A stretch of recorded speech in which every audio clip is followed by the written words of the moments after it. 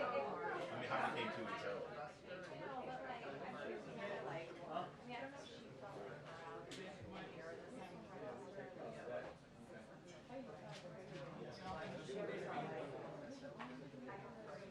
Yes, yeah.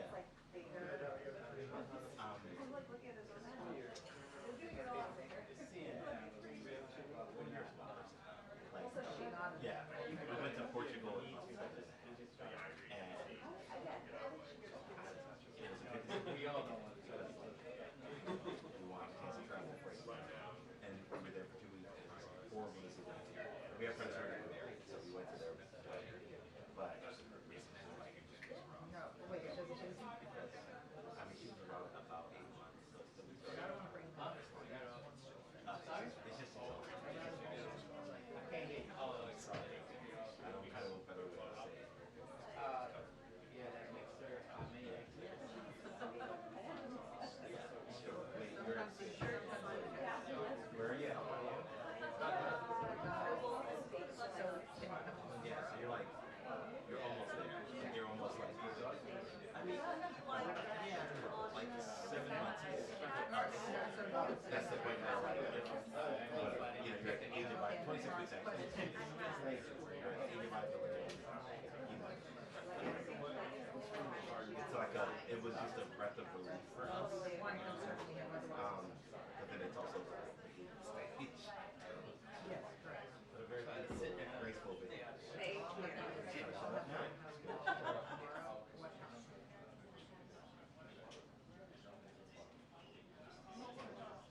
Afternoon is great.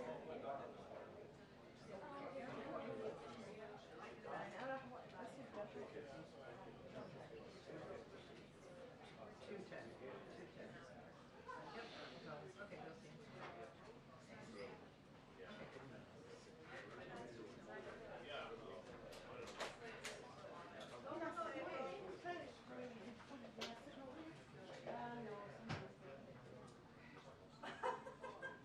I think your cat was fully winning. His cat's Like,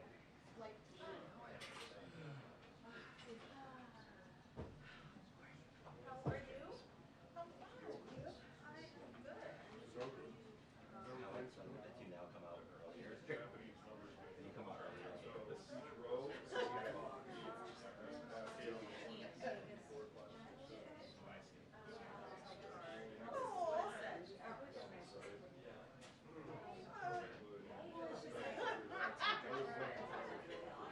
It was like super hot for like I appreciate it's been really cold for the last couple weeks, but now we're like that. How was your week? I just need some mic pressure. Is this number one? Yes. Oh, I'm so excited. My number one was August 24th. It's not a bad time to have a baby because you don't have to wear clothes. I mean, you don't have to wear like, you know, like your feet, my feet were all swollen. I wear like socks and Yeah. All the sequins and yeah, of course.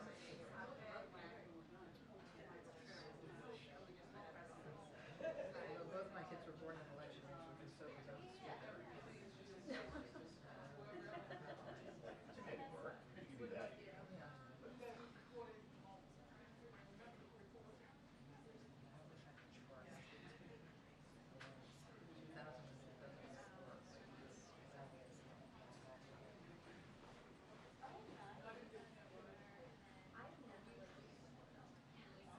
I'm Mara, by the way.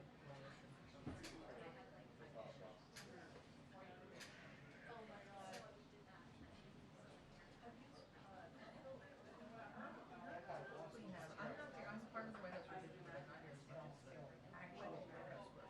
How do you get how do you Well, I'm in the national, so I am in the national, but they do more. Like I don't know that whole thing. I do that. while pregnant? That was before the vaccine? No, it's not. Yeah, I'm good. I started when I was. Are you still That's my story and I'm sticking to it. Are you still a temporary employee? Yeah, that's really good. That's good. In a year now. In a year now. You must know somebody who works there.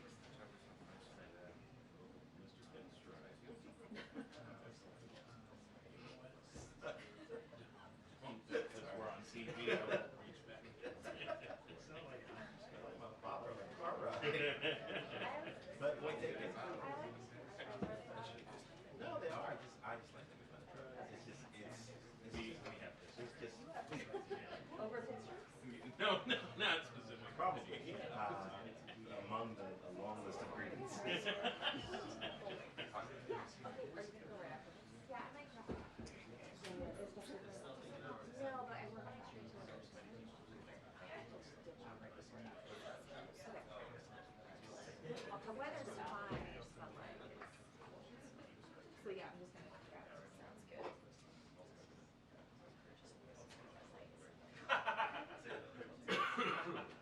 Should be fun though.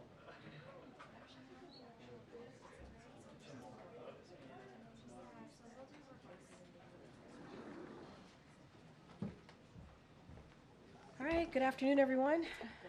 Happy Monday, happy belated Mother's Day to many of you here. I have two things at the top, and then I'll turn it over to our National Security Advisor. So this afternoon, the President and Vice President will host a reception celebrating Asian American, Native Hawaiian, and Pacific Islander Heritage Month here at the White House. The Biden-Harris administration has leveraged the full force of the federal government to ensure the promise of America for all AA and NHPI communities, including by using an executive order establishing the President's Advisory Commission and the White House Initiative on Asian American, Native Hawaiians, and Pacific Islanders. The Biden-Harris administration has delivered the most equitable economic recovery on record, with nearly 15 million jobs created, including historic AA and NHPI small business growth. We are also working to ensure equal access to quality education, expand affordable health care for children and families, combat hate, improve disaster recovery, preserve indigenous heritage and lands, and protect civil rights by advancing language access and data equity. And you'll hear from the President directly on this work later today. And finally, today, the Biden-Harris administration is kicking off this year's Infrastructure Week. I know you all are very excited about that. We are celebrating the historic progress of President Biden's Investing in America agenda, which continues to create good-paying jobs, boost domestic manufacturing, strengthen supply chains, and grow the economy from the middle out and bottom up. While Infrastructure Week became an empty punchline during the prior administration, President Biden is delivering an infrastructure decade that will benefit communities for generations to come. To date, our administration has announced over 56,000 infrastructure projects across the country and delivered over $450 billion from the infrastructure law. Today, we release an updated map showcasing thousands of projects that are underway, as well as new state-by-state fact sheets that spotlight investments and projects across the President's entire Investing America agenda. This Infrastructure Week, we are also calling out Congress, Republicans in Congress to be more specific, who voted against President's infrastructure law but are now showing up at groundbreaking events and ribbon cuttings. We're also calling on congressional Republicans to extend funding for Affordability Connectivity Program, which has lowered internet bills to enable more than 23 million households to access affordable high-speed internet. Without congressional actions, millions of Americans will see their internet bills increase or lose internet access at the end of the month. With that, as you can see, our National Security Advisor, Jake Sullivan, is here to give a Middle East update. Jake? Thank you, Karine, and good afternoon, everyone. Before I take your questions, I want to step back and make some comments on the latest developments in the Middle East. There's been a lot more heat than light in the recent coverage and commentary about the war between Israel and Hamas. So I want to take a moment today to get back to basics and lay out the administration's view. Here is how we see it. 1, this is a war between the State of Israel and the terrorist group Hamas, whose mission is to annihilate Israel and kill as many Jews as they can. The war began on October 7th, when Hamas massacred 1,200 people and took more than 200 hostages. There was a ceasefire in place on October 6th. Sinwar broke it. The president has made clear the United States wants to see Hamas defeated and justice delivered to Sinwar. There can be no equivocation on that. 2, the Palestinian civilians caught in the middle of this war are in hell. The death and trauma they've endured are unimaginable. Their pain and suffering are immense. No civilian should have to go through that. This is on the president's mind every day. 3, Israel has an unusual, even unprecedented burden in fighting this war because Hamas uses hospitals and schools and other civilian facilities for military purposes and has built a vast network of military tunnels under civilian areas. That puts innocent civilians in the crossfire. it does not lessen Israel's responsibility to do all it can to protect innocent civilians. 4, we believe Israel can and must do more to ensure the protection and well-being of innocent civilians. We do not believe what is happening in Gaza is a genocide. We have been firmly on record rejecting that proposition. 5, the United States will continue to lead international efforts to surge humanitarian assistance throughout the Gaza Strip, because innocent civilians should never go without food, water, medicine, shelter, sanitation, or other basic necessities. Active diplomacy by President Biden has made a considerable difference in getting more aid into Gaza. Now we are redoubling that diplomacy to press the key actors, including Israel and Egypt. I discussed this issue with my Israeli and Egyptian counterparts yesterday. 6, the United States has sent a massive amount of military assistance to Israel to defend itself against all threats, including Hamas, Hezbollah, and Iran and its other proxies. We are continuing to send military assistance, and we will ensure that Israel receives the full amount provided in the supplemental. We have paused the shipment of 2,000-pound bombs because we do not believe they should be dropped in densely populated cities. We are talking to the Israeli government about this. We still believe would be a mistake to launch a major military operation into the heart of Rafah that would put huge numbers of civilians at risk without a clear strategic gain. The president was clear that he would not supply certain offensive weapons for such an operation were it to occur. It has not yet occurred, and we are still working with Israel on a better way to ensure the defeat of Hamas everywhere in Gaza, including in Rafah. This has been the subject of detailed conversations between our professionals, and I discussed this again with my Israeli counterpart just yesterday. 7, military pressure is necessary, but not sufficient to fully defeat Hamas. If Israel's military efforts are not accompanied by a political plan for the future of Gaza and the Palestinian people, the terrorists will keep coming back and Israel will remain under threat. We are seeing this happen in Gaza City. So we are talking to Israel about how to connect their military operations to a clear strategic endgame, about a holistic, integrated strategy to ensure the lasting defeat of Hamas and a better alternative future for Gaza and for the Palestinian people. 8, Israel's long-term security depends on being integrated into the region and enjoying normal relations with the Arab states, including Saudi Arabia. The advantages of strong partnerships were on display recently when a coalition of countries helped Israel defend itself against Iranian missiles and drones. We need to consider the tactical battlefield situation in Gaza in light of the bigger strategic picture. We should not miss a historic opportunity to achieve the vision of a secure Israel, flanked by strong regional partners, presenting a powerful front to deter aggression and uphold regional stability. We are pursuing this vision every day. 9, we are urgently and relentlessly working for a ceasefire and a hostage deal, starting with the first phase and building to an enduring calm. As the president said this weekend, there could be a ceasefire tomorrow if Hamas simply released women, wounded, and elderly hostages, all innocents. Israel put a forward-leaning proposal on the table for a ceasefire and hostage deal. The world should be calling on Hamas to come back to the table and accept a deal. The hostages include Americans and citizens from around the world. The president is determined to bring them safely back to their loved ones, and I met with the families of these American hostages again just this past Friday. They know how hard the president is working on this. 10, Iran and its proxies have tried to take advantage of the war in Gaza to launch attacks on Israel. Hezbollah is attacking every day.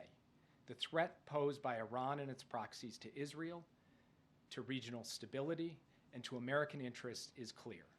We are working with Israel and other partners to protect against these threats and to prevent escalation into an all-out regional war through a calibrated combination of diplomacy, deterrence, force posture adjustments, and use of force when necessary to protect our people and to defend our interests and our allies. We will not let Iran and its proxies succeed. These are President Biden's positions. They reflect his commitment to getting an outcome in Gaza and across the broader Middle East that protects Israel's future security and paves the way for a future of dignity and security for the Palestinian people as well, rather than Israel getting mired in a counterinsurgency campaign that never ends and ultimately saps Israel's strength and vitality. And this is all consistent with President Biden's longstanding view that ultimately a two-state solution is the only way to ensure a strong, secure, Jewish, democratic state of Israel, as well as a future of dignity, security, and prosperity for the Palestinian people. One last thing. No president has stood stronger with Israel than Joe Biden. He was the first president ever to visit Israel during wartime. He is protecting Israel at the United Nations. He mobilized a coalition to directly defend Israel against an unprecedented Iranian attack. He led the bipartisan effort to pass a supplemental that ensures Israel's defense and military edge for years to come. His commitment to Israel is ironclad. Ironclad doesn't mean you never disagree. It means you work through your disagreements, as only true friends can do. That's exactly what we've done for the past 7 months, and that's what we'll keep doing. And with that, I'll be happy to take your questions. Yeah. Thank you, Jake. Just a week ago, the administration sounded optimistic on the prospect of a ceasefire and hostage deal. Now those talks appear to have stalled. Can you provide an update? Well, I have been quoting George Mitchell of late, who negotiated peace between the warring parties in Northern Ireland. And Senator Mitchell said quite famously that negotiations are 1,000 days of failure and 1 day of success. And right now, we're in the former days rather than the latter day. And this particular negotiation has had its ups and downs, its ins and outs, its twists and turns. And what I laid out in my opening comments remains the case. There could be a ceasefire tomorrow if Hamas would just go ahead and release women, wounded, and elderly. We do believe Israel has put a good proposal on the table. Hamas has put a counter-proposal on the table. The world is calling for a ceasefire. Those who are doing so should go to Hamas and say, come to the table and work until we get a deal. I can't predict when and if that will happen. I can tell you that we remain committed to pressing the diplomacy to achieve that outcome on behalf of the American hostages and all the hostages, and on behalf of getting to an enduring calm in Gaza. What exactly the next step is, we will have to see. This is a dynamic situation that involves the diplomatic element as well as the military element, including the recent operations that Israel has taken in Rafah. So we will now have to see how things unfold in the coming days. You said that it was down to language. What is it down to now? Well, in the end, when you're talking about a phased agreement that has multiple elements relating to sequencing of hostages coming out, movement of military capabilities, surging of humanitarian assistance, movement of civilians, all these things are quite detailed, and working through those details is what is going to be necessary to get this across the finish line. We believe there is a framework that both sides could sign up to, and it's really about the specifics of that framework and filling that out that's necessary. Language ends up being on a page, but it is what reflects the implementation of those details. That's what we're working with the parties, both with Israel and with Qatar and Egypt, who are in close touch with the representatives of Hamas, and we'll keep you updated as we drive to the finish line. We are intent and determined to get all of the hostages home. We are intent and determined to produce a ceasefire and hostage deal. We believe we can achieve that. I cannot tell you when. Yeah. Jake, I want to ask you about Russia, but just first on this topic. In the readout, your call with Israeli officials yesterday, it said that you're going to have this meeting again in person soon. Is your expectation, well, one, when is your expectation that meeting will happen, and do you expect that there won't be a Rafah offensive until that meeting has taken place? I expect it'll happen in a matter of days, not weeks. We haven't announced a specific date on the calendar, but this isn't going to be long in the future. We're just talking about scheduling so that we can get the teams together. Because, of course, it's not just me meeting my counterpart. It's military intelligence and humanitarian professionals on both sides being a part of that conversation as well. And what I expect is that we will have an opportunity to talk further about the best way to ensure Hamas's defeat everywhere in Gaza, including in Rafah, in the context of that conversation. And that opportunity will still be available to us when we show up for that conversation. And then Zelensky's advisor said today that these new Russian government appointments, including the defense minister, show that Moscow is going to try to scale up its war effort and reconfigure its economy for its defense needs. Is that your assessment of this shakeup as well? Look, it's an opaque system.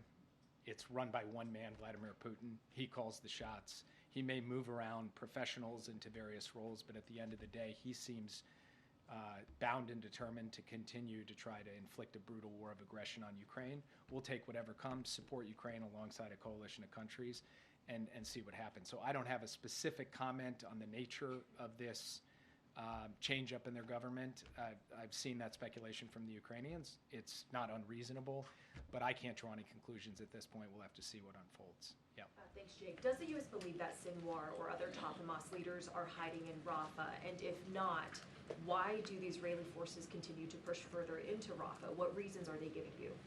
Look, I've seen the public reporting on this, both in Israeli press and in American press, citing intelligence officials suggesting he's not actually in Rafah. I'm not going to comment from on intelligence operations from the podium, so I'm afraid I can't go further in trying to answer your question. But it's a reasonable question if, in fact, it were the case that he weren't in Rafah, but I can't confirm that one way or the other from this podium. What reasons are the Israelis giving for why they continue to push forward in Rafah? And do you get the sense that they're taking the U.S. warning and threat seriously? Look, I think that they have taken the sustained conversation that we have had with them about how to seek an enduring defeat for Hamas while minimizing civilian harm. I think they have been taking that seriously. We've had multiple rounds of conversations. Professional to professional, president to prime minister. We will continue those conversations. We have been very clear about where we stand, and we've also been clear that we're here to actually offer constructive ideas for how to proceed with this in a way that will ultimately achieve the objective. One of the points I made at the outset that I think bears repeating is that really any military operation, a targeted operation, a larger operation on the ground or in the air, has got to be connected to a strategic endgame that also answers the question, what comes next?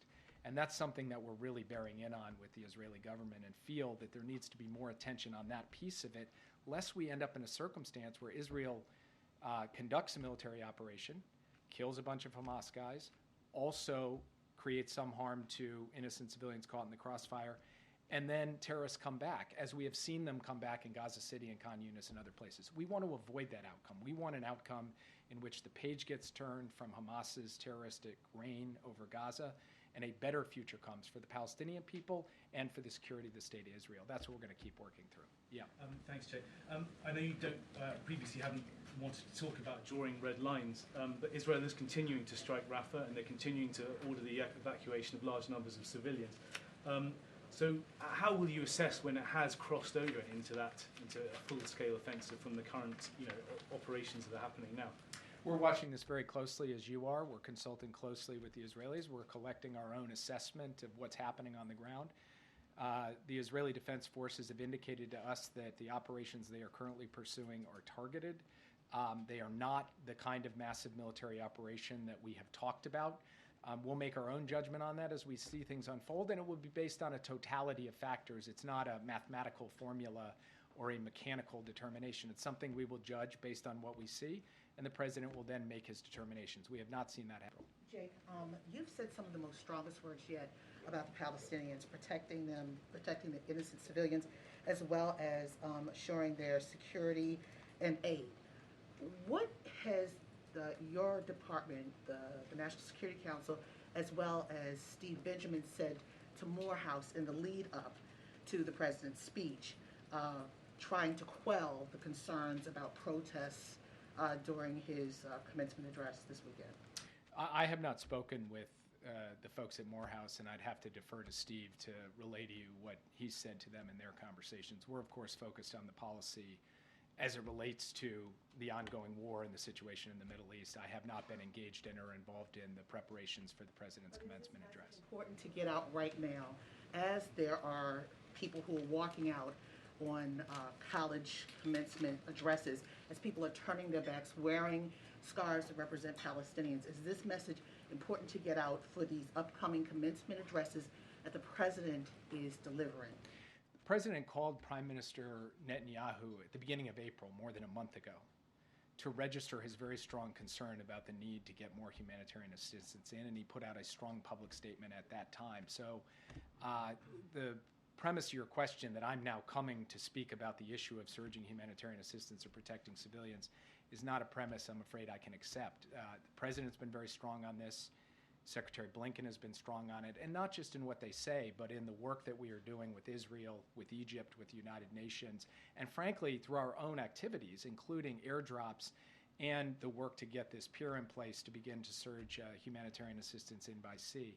And when it comes to the issue of civilian harm and the question of trying to do everything possible to reduce the amount of civilian harm on the Strip, this is something the president has spoken to quite actively over a sustained period of time as well, and is directly engaged with the Israelis on too. There are people who are protesting the president's appearance at Morehouse because of the Palestinian issue. What do you say to those people directly? I would say, please read the remarks that I just gave to this room today, because I think it tries to lay out. It's not a flip. I'm not being flip. I'm telling you, April, straight up. What I've just laid down here today encapsulates the president's position on something that is both simple and complex. It is simple because Hamas is an evil terrorist organization that needs to be defeated, period. It is complex because doing that in the context of what is happening in the Gaza Strip is a complex military operation, and frankly, the regional situation makes it even more complex. And people of good faith have very strong views on this issue.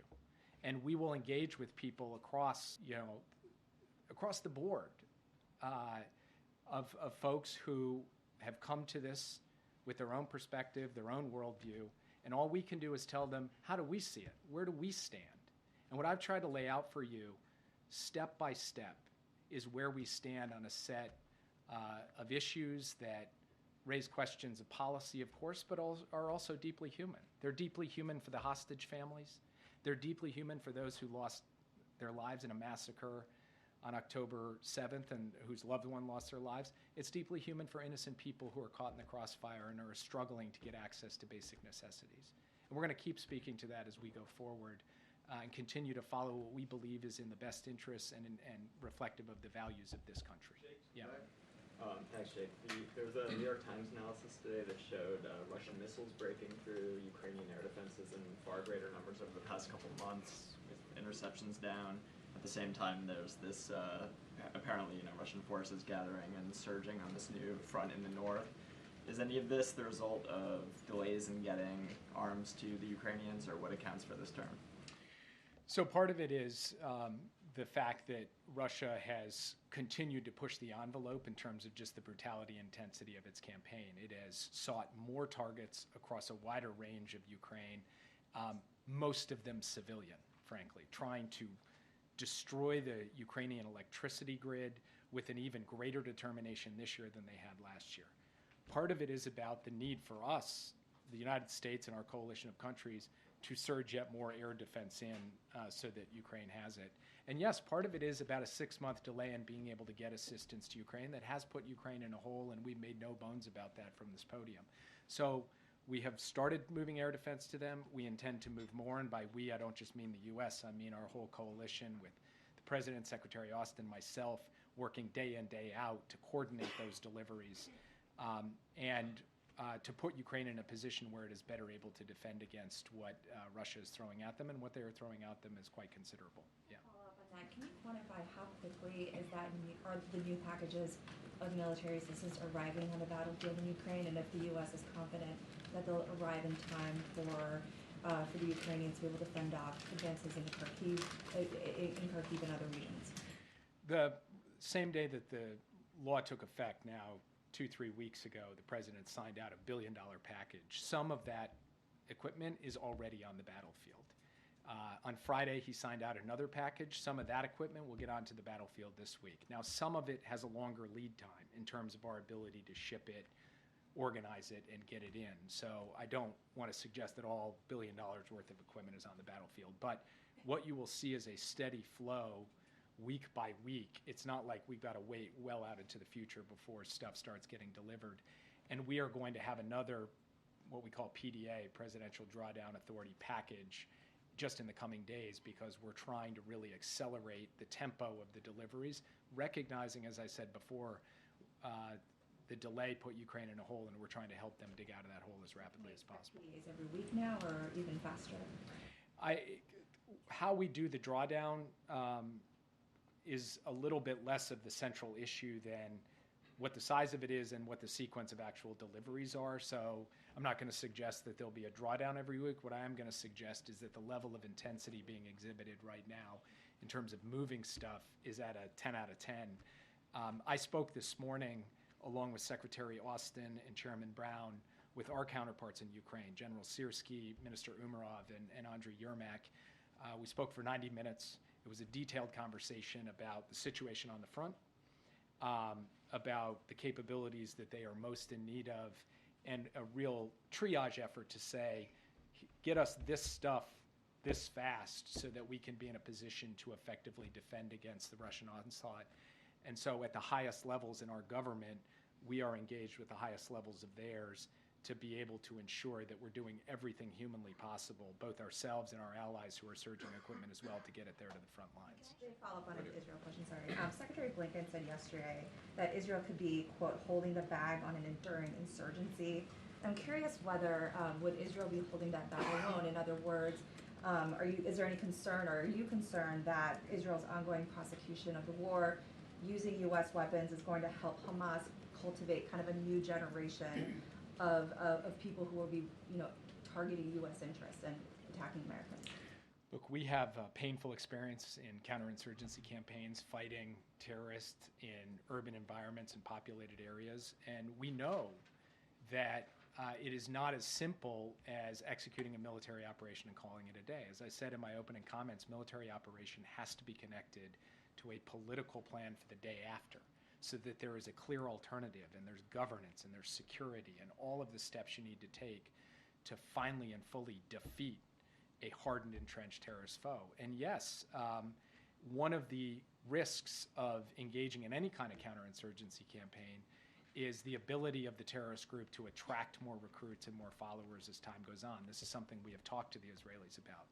So one of the key points that we have been reinforcing is to step back just from a tactical military analysis of the situation, ask strategically, how do we get to the common goal, the enduring defeat of Hamas? And that is going to require military pressure, yes, but more than just military pressure, a political plan to get there. Hi, thank you. One of the big questions about Rafah is that why does the United States, the strongest ally of Israel, the biggest weapon supplier, seem to have so little clout with the Netanyahu government? And you said, for instance, that they need a strategic endgame. They don't have one yet. Bibi Netanyahu has said they're going to go ahead in Rafah no matter what.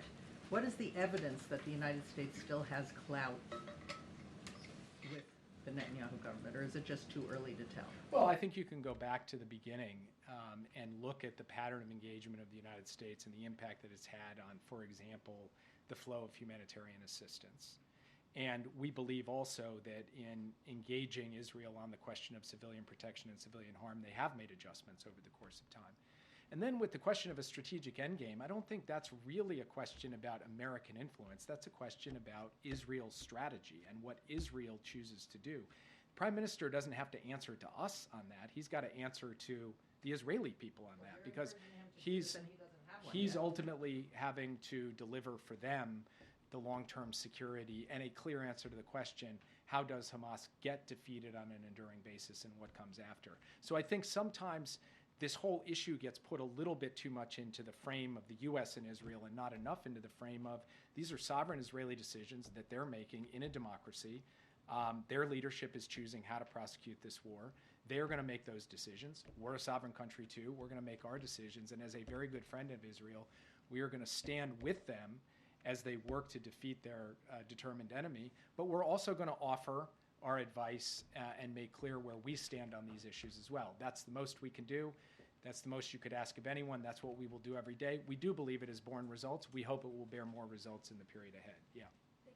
Another question on Secretary Blinken's comments yesterday. He said that even if Israel goes further into Rafah, that there will still be thousands of Hamas soldiers left. So why isn't Israel saying that they have to go into Rafah to defeat Hamas? Look, I'll leave that to the Israeli government. A point that we have made to them is that Israel has gone through Gaza City. Israel has gone through Khan Yunis. And in both places, you've seen terrorists emerge from the rubble because, from our perspective, there's not a sufficient integration of a military plan with the political plan. We have concerns about that. We've raised those concerns, not with rancor, but because we want to see a successful outcome to this war. We want to see Hamas defeated. We want to see its leaders, justice delivered to its leaders, starting with Sinwar. So we'll continue to talk to them about this, but really that question, which is a good question, is a question best posed to the Israelis who are formulating the military plans that they are unfolding. On China tariffs, what is the president's goal with his review of those tariffs, and do you expect any retaliation from China if tariffs are in fact raised? So I will not get ahead of the president on this. I've seen obviously all of the reporting on it. It's no secret that the president, this entire administration, has been concerned about unfair practices by the PRC that harm American workers and businesses, the issue of overcapacity, the ways in which China has put in place a series of non-market distorting practices in strategic sectors. And he has said consistently, I'm going to stand up and push back against that. And so that's the frame that he approaches this with. And then I'm going to leave the specifics to be announced in due course, I would say in short order. Yeah. Jake, you cited the humanitarian aid as a way to influence Israel and a clout of the U.S. But this, even the aid coming to Gaza, has been curtailed now. It's been blocked. So barely any aid coming in. And also the repeated attack by settlers and extremists in the West Bank of allowing the aid in. So how can you make sure that actually the U.S. has that clout that you're mentioning? And second, if you allow me, many Arab states said that, including your allies, said they're not going to take part in the day after plan in Gaza in any shape or form, whether it's a force or it's administration. Netanyahu said too that he doesn't want the PA to take part or a two-state solution. So what's your vision when it comes to the day after? How can you push the Israelis to materialize this into some kind of plan of action?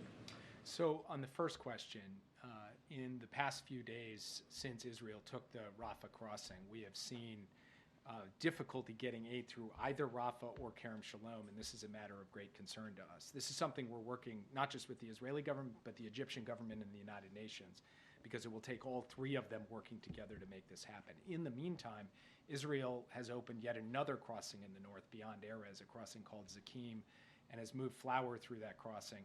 We have managed to get some fuel in down through the south despite all of the other difficulties. This is an urgent and critical situation. We have got to get those crossings open to get more aid in.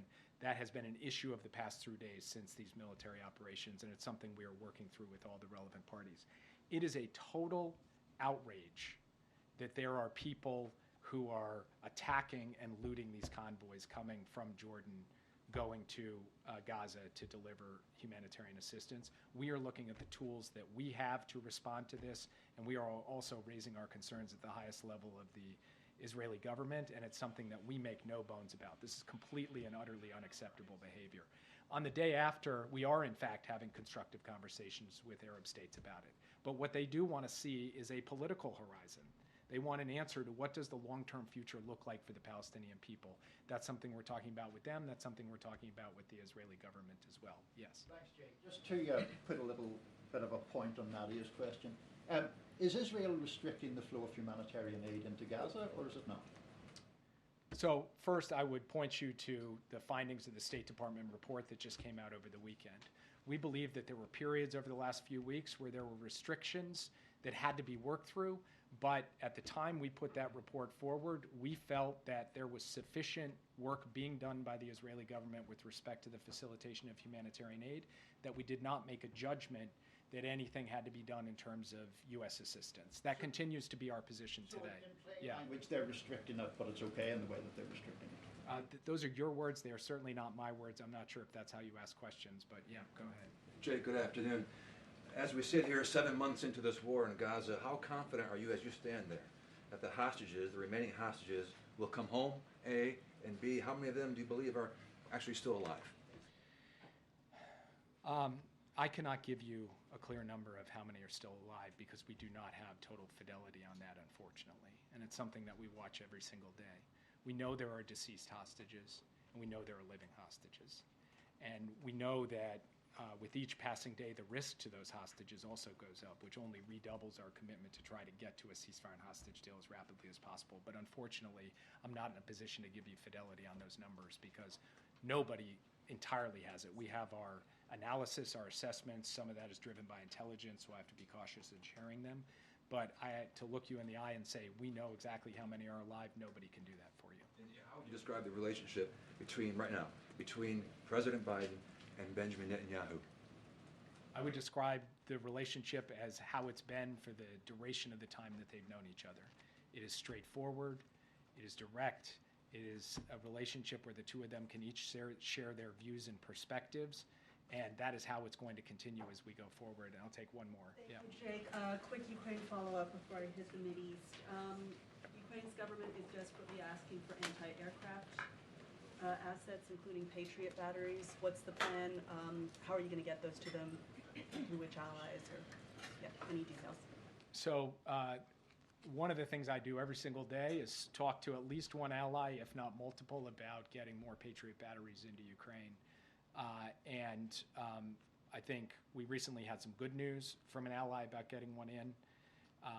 We're working on more. That's just something that we're going to continue to try to procure. And beyond Patriots, we're looking for other systems as well, because we believe that there are a number of allies who have capabilities they could share and ways in which the United States could help them with their air defense needs as a backfill. That is an ongoing conversation. It is a matter of utmost priority. You're looking at like one or two at a time, not dozens, not a bigger number. I mean, dozens of Patriot batteries I don't think is the right order of magnitude for what we're trying to get in there. And then on the Mideast, how do you... the back of the room. All right, I'll take you last. Yeah. Fine. Awesome, thank you. We're a package deal. Egypt has said that they will support South Africa's case at the ICJ against Israel for genocide. How is that affecting the negotiations right now, the situation in general, and what is Washington's message to Cairo about this decision on their part? I can't say that it's helpful to the discussions between Egypt and Israel to try to sort out the humanitarian assistance and access issues, but I do know that Egypt, Israel, the United States, the United Nations, we are all trying to work together to figure out a way forward. So last question. Thank you. You said at the start of this that you don't believe what's happening in Gaza is genocide. What criterion are you using?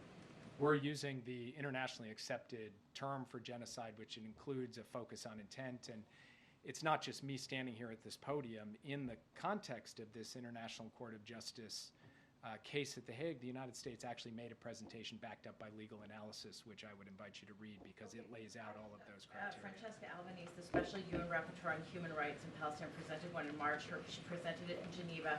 The three criterion she used, citing international law, 3 acts: Israel's intent to destroy national, ethnic, racial, or religious groups, serious bodily or mental harm to a group, inflicting on a group conditions of life calculated to bring physical destruction in whole or in part, within imposing measures intended to prevent birth within the group, process of erasure of the native Palestinians. So those 3 things are happening.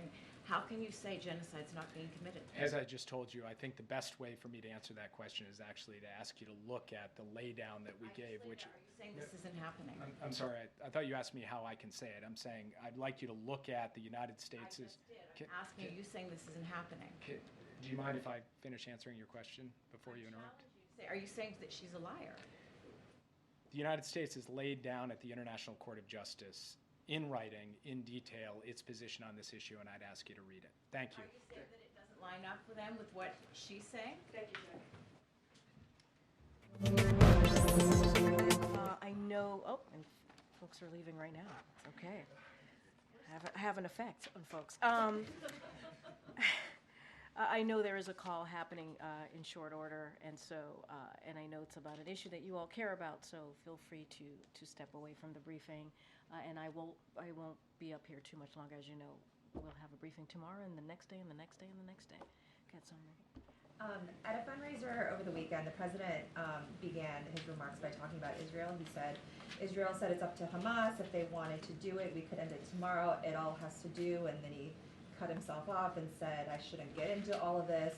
I don't want to get going. Can you just finish the sentence for us? And what he was trying to say, especially when he was talking about it all has to do with... Look, I'm obviously, as I say often, certainly going to let the president speak for himself. But he didn't finish speaking. I know, but I look, I think obviously Jake Sullivan, the National Security Advisor, came here and gave a very good and detailed, in-depth laydown of where we are. and it's very much where the president is. And talked about humanitarian aid, obviously the importance of getting that into Gaza, and how we want to make sure that we deal with what we're seeing there with the dire situation in Gaza. Obviously, he talks about our continued support. He talked about our continued support for Israel's security. That is ironclad. That is what we want to make sure that, they are able to defend themselves. And so I think all of that remains to be true. Hostage deal, we want to get to a ceasefire and also create a situation where we can get more of that humanitarian aid, bring hostages home. So all of that continues to be true. I think the words that you heard from the President's National Security Advisor, I think is very clear on where the President is. I can't speak beyond that. And, I think the President started out saying what was on his mind, but more broadly, where we are with the situation in Gaza and Israel has been very clear, and we want to continue to lay that out. That is one of the reasons that Jay came out here. The House is likely to vote on the Israel Security Assistance Support Act later this week, which would ban the administration from withholding military aid to Israel that has been congressionally approved. Is that something that, it's obviously a response to the president's comments over the last week, so is that something that the White House would oppose? Are you talking to Democrats who might be inclined to go with Republicans on this? So look, I'll start off, I just repeated basically what I wanted to say to this question, which is this president has been very clear. His commitment to Israel's security is ironclad. That has not changed. We share Israel's goal of defeating Hamas, and will continue to stand with Israel to make that happen. We've been very clear. As it relates to the announcement that the president made in the interview last week on CNN, we have paused only one shipment. That includes 2,000 pounds bombs, which can be very destructive in densely populated urban environments such as Rafah. You heard, obviously, Jake just speak to this. And then so regarding this bill, as you just asked me about, Sungmin, we strongly oppose attempts to constrain the president's ability to deploy U.S. security assistance consistent with U.S. foreign policy and national security objectives. It is our objective as well that we plan to spend every last cent appropriated consistent with legal obligations, including in the recent supplemental, that national security supplemental that was just passed and the president obviously signed. We are committed to that to that supplemental, so that has not changed. Okay, got April. This week, President Biden is going to commemorate the anniversary of Brown v. Board. Does this president or this administration believe that Brown v. Board may have been weakened by the Supreme Court's decision on affirmative action in college admissions? So as you just stated in your question to me, the president is going to commemorate Brown v. Board, and he's also going to meet with the families. That's going to happen on Thursday. On Friday, he's going to go over to the National Museum of African American History and Culture. He'll be there on Friday to give a really important speech. I don't want to get ahead of the president, but to your question about the Supreme Court's ruling in Students for Fair Admissions versus Harvard last year, the president reiterated that his administration will fight to preserve the hard-earned progress we have made to advance racial equity, civil rights, and expand educational opportunity for all Americans. Specifically, the president called on colleges and universities when selecting among qualified applicants to give serious consideration to adversities students have overcome, including the financial means of a student or their family where a student grew up and went to high school, and personal experience of hardship and discrimination, including racial discrimination that a student may have faced. As the president said last June when this verdict came down, he strongly disagrees with the court decision and believes that one of the greatest strengths of America is indeed our diversity. The president, again, is going to speak about this on Friday, so I don't want to get ahead of him, but we have made very clear how we feel about this decision that happened almost a year ago. But does he believe that it undermines Brown v. Board, this historic ruling that integrates schools, and we are actually seeing the segregation of schools still in this country? No, I totally agree with all the points that you made. I laid out what we thought about that decision that came last June, and we had said it is something that is concerning, incredibly concerning. The president is going to give a speech on Friday I'm going to let the president speak for himself. He will address this. Obviously, we are indeed commemorating the landmark Broad v. Board of Education, and so that's something we're going to meet with the families on Thursday. So you see a pattern here that the president's going to meet with the families on Thursday. He's going to give remarks on Friday, and he will speak to this himself. But wanted to lay down what we have said already about the ruling, the admissions ruling versus Harvard that happened last year. We've been very clear about that. Thanks, Karine. Argentine Foreign Minister Diana Mondino is going to be in town this week. She's going to meet Antony Blinken, the State Department. Can you confirm she has a meeting with Jake Sullivan here at the White House? I don't have anything for you. Once we have something to share, certainly we will share that with you all. Okay. Thanks, Karine. So Warren Buffett this month said that taxes will have to be raised to pay for the national debt. He said the government may want to decrease spending. So with we've had announcement after announcement of taxpayer money being doled out. We've seen almost weekly now. Is the federal government spending too much money? So let me just say a couple things that Warren Buffett did say that we certainly agree with, and I'll quote him: "The wealthy are definitely undertaxed relative to the general population, which is why the president has a plan to make sure that wealthiest among us, the billionaires and big corporations, pay their fair share." And we've been very clear about that. They pay their fair share in order to pay for his investments in America and cut the deficit by $3 trillion. And Buffett also said it doesn't bother him to pay taxes. And so it has been very clear, the president has said, that he will not raise taxes on anyone making less than $400,000. That is what the president has said. Warren Buffett pretty much agrees with us. We agree, obviously, with him.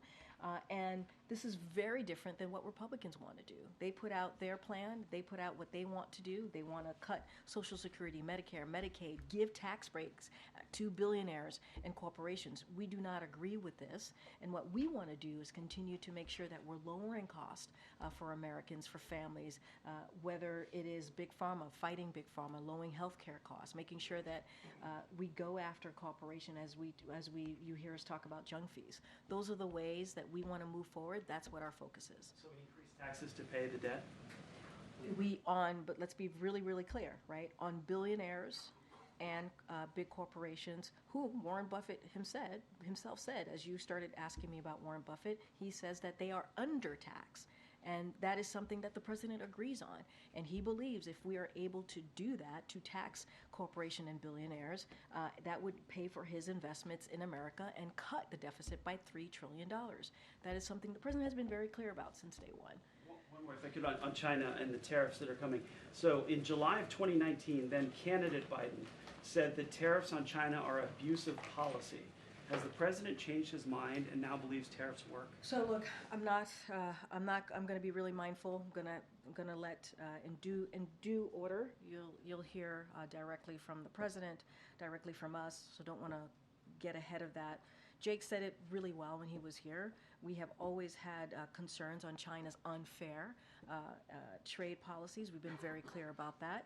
And the last administration, when they did a trade deal with China, what it did is it failed to increase American exports or boost manufacturing. That is not something the president wants to see. He has been doing the opposite, making sure that American manufacturing is created here, right here in America. And so that is something that he has been very focused. He says he wants to protect American workers, protect businesses, American business. That's what the president wants to do. He spoke about this when he was in Pittsburgh not too long ago, talking about making sure that we see fair business practices as it relates to American workers and American businesses. So don't want to get ahead of that, but we've been very, very clear on how we move forward on these types of practices as trade practices and what we want to see, and that is the framework, as Jake Sullivan said here moments ago, that we move forward in. But so he now believes tariffs work. I'm just going to be really mindful, not get ahead of what we're about to announce soon, and what we have been really, really clear about is protecting workers, protecting businesses, and we have called out China's unfair trade policies, and so we're going to continue to do that. Go ahead, Phil, in the back. Thank you. There's new reporting in the Wall Street Journal that found that the FDIC director, Martin Grunberg, disrespected, disparaged, and treated unfairly officials there, and that he was known to be someone who could not control his temper. Obviously, President Biden said early on in his administration that he would fire on the spot anyone who bullied or unfairly belittled a coworker. So has the president seen those reports, and if those reports prove to be accurate, will he take action? So I don't have any personal announcements to make at this time. The FDIC administrator, chairman to be exact, apologized and spoke to this, and so certainly I would send you there. The FDIC is an independent agency, so would refer you to them as to anything else coming out from the FDIC on this particular matter, but I just don't have any policy personnel announcement to make at this time. Thanks, Karine. I know you don't want to get ahead of the announcement, but can you just more broadly talk about the role that tariffs play here in trying to balance protecting American workers versus consumers? Because tariffs are often a tax to consumers. So how can you ensure Americans that with more tariffs, it doesn't come with higher costs? So I'm going to let the announcement speak for itself, but what I can say about what China has played here, they've played by a different set of rules, and this is what we know to be clear, and it has been unfair and anti-competitive economic practices. For example, forcing technology transfers and stealing intellectual property, distorting market forces with unrivaled subsidies, barriers, and regulations, flooding markets with artificially cheap products to wipe out the competition. And that's what we have seen from China with their unfair trade policies. We have done the opposite here. And what we have tried to do is invest in our Invest in America agenda is $860 billion invested by the private sector in manufacturing and clean energy. Nearly 800,000 manufacturing jobs created right here in the U.S. So you see the president's investment in America. This is what his agenda has been all about. And as I stated moments ago, when Trump administration, when they went forward with their trade deal, what it did is it showed that that deal with China, it failed to increase American export and boost manufacturing. We have tried to change that, reverse that, and so I want to be mindful. I'm not going to get into an upcoming potential announcement, and so I'm going to be really mindful there. But we are all about, and this president has been very clear, protecting American workers, protecting American businesses, and we're going to continue to do that under this administration. And can you just talk about the president's preparations for the upcoming commencement speech at Morehouse? And does he plan to address the concerns of some students and faculty who have conflicting views about the president being there? So a couple of things there. The president's going to continue to work on his speech with his senior advisors. That's what he's going to do all week.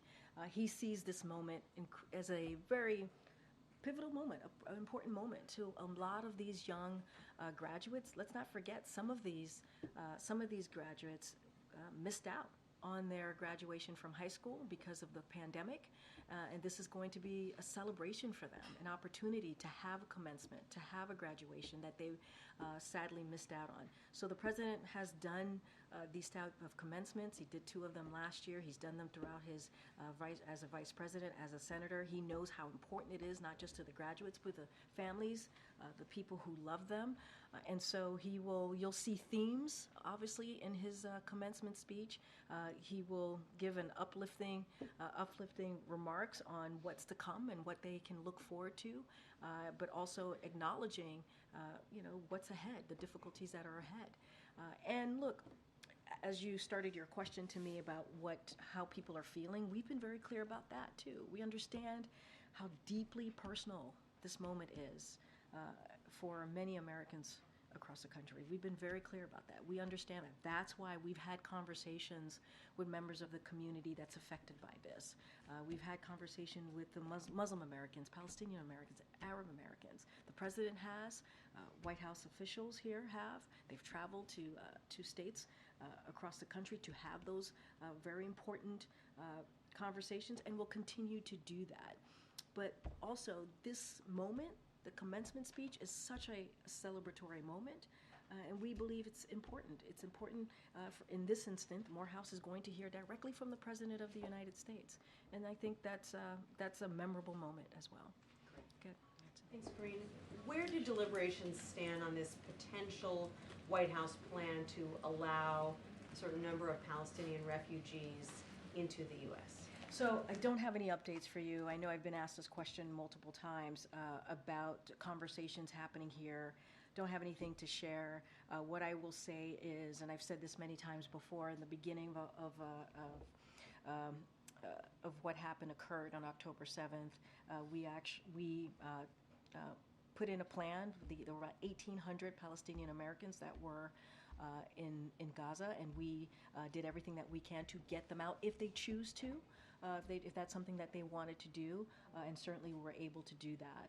As it relates to a refugee program or anything in that nature, I don't have any announcement to make, and I'll just leave it there because I want to be really mindful about that, about getting ahead of that. Does the fact that a lot of Democratic senators were sort of lukewarm on the idea make it less likely that something like that will happen? I wouldn't say that. I wouldn't say that. Confirm that either way. What I will say is we don't have any announcement to make at this time, and so obviously we're going to look at everything. So the U.S. has withheld bomb shipments to Israel, and on Friday the State Department sent a report to Congress. So did the report further support the administration's stance, or are they having second thoughts about it? Say that one more time. So the U.S. has withheld bomb shipments to Israel. Yeah, just one shipment, 2,000 bombs. Yep. Right. And so we have 2,000-pound bombs. Right. Yep. So and that is connected to what we have said, and we have made very clear about our public and made this publicly and privately, our concerns about a major military operations into Rafah. And so we have been very clear about that because of the more than 1.4 million Palestinians who are there, they are seeking refuge. And so we've been very clear about that. So we have paused one shipment, and that's what the president spoke to last week. That's what Jake spoke to just moments ago. Right, so the report, does it sort of further strengthen what the president is doing, or is it giving him pause? What did you think of the report that the State Department sent to the Congress? I mean, I think Jake spoke to that, and he talked about the findings of the report, how it wouldn't change our policies. That's number one. And this is an ongoing, transparent process. I don't have anything else to add beyond that. Look, when you think about the pause on these 2,000-pound bombs, the reason why we paused it is because we want to be mindful, right? We understand that there is in Rafah, there are dense areas that have Palestinians who are seeking refuge. And we want to make sure those civilian lives, those innocent civilian lives, are protected. That's why we've made very clear about our concerns about a major military operations there. That is the reason, that is the focus, understanding that fact, and that is a fact. And so we're going to continue to have those conversations. You heard Jake talk about in upcoming days having an in-person conversation with his counterparts, continuing these group meetings that they've been having with the NSC's been having with the IDF, the Israeli government, and so that's going to continue. We're going to continue to be really clear about our concerns, as we've been publicly, as also privately. And so those conversations continue, and that's why the president has been very clear. There are 1.4 million civilians, innocent civilians, that are in Rafah right now. And we want to be really careful and mindful. We want to see a plan that speaks to how is Israel going to make sure that those lives are protected. It is a pause of one shipment, and that shipment is related to what we believe it could be potentially, an issue here in Rafah. Being very, very clear about that. Okay, good. Thanks, Karine. Some recent polls, and I know you've said the president doesn't govern looking at polls, but some have shown his popularity eroding amongst young people and also non-whites, and it's not only related to Israel. Is he aware of that? Is he going to try to refocus his messaging or tweak it to speak directly to those groups that have felt left behind? So look, and going to be mindful about this upcoming election, not going to comment about that, the 2024 election, or how these polls will affect the 2024 election. Going to be super mindful. But more broadly, we believe that young Americans support the president's agenda more broadly, right, in an overwhelming way. And the president has stood with young Americans on many of the issues that they care about, because you said beyond what's happening in the Middle East. And so when it comes to climate change, right, that's something that he's been very clear about and has been the most progressive president on that particular issue. And he's going to continue to do that. We understand as well that while the economy is turning around, and you've heard me talk at the top about the 15 million jobs created and what we've been able to do to turn around the economy, we understand that prices are too high, and young people in particular are feeling that. And so we're going to continue to work on those issues. We're going to continue to do everything that we can to lower cost. I talked about the situation in the Middle East and how young Americans are feeling about what they're seeing in Gaza, and we understand how painful it is, this moment is for them. That's why we've been working so hard to try to get a deal that would lead us to a ceasefire, get hostages home, and make sure that we get that humanitarian aid. Let's not forget that the U.S. has led the effort in getting humanitarian assistance into Gaza. And so, going to be super mindful about the particular polling questions, but we do believe that we want to make sure that we have an economy that works for young people. We want to make sure that we listen to young people and hear them out. We want to make sure that we continue to work on some of the issues that the president has talked about, whether it's student debt relief. This is something that the president, it's not going to stop him from doing the work that he has been very clear about wanting to deliver for the American people, including young Americans. So. Messaging to minorities. Well, and what do you mean specifically